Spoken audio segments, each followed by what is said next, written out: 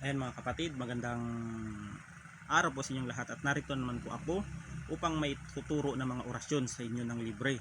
At ang orasyong ito ay proteksyon sa pamilya. Ang gagawin naman ninyo mga kapatid bago kayo matulog ay magdasal po muna kayo ng Ama namin, Aba Ginoo Maria at sumasampalataya at isunod ninyo ang orasyon na ito ng proteksyon sa pamilya upang maligtas kayo sa anumang uri ng itim na mahika, kapakulam, barang, palipadhangin, tigal po, sumpa o kung anumang maitim na mahika na ipinataw sa inyo upang maprotektahan ang inyong pamilya.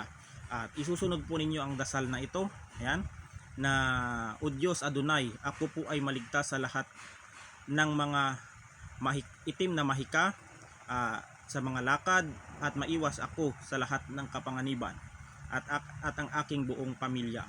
Yan.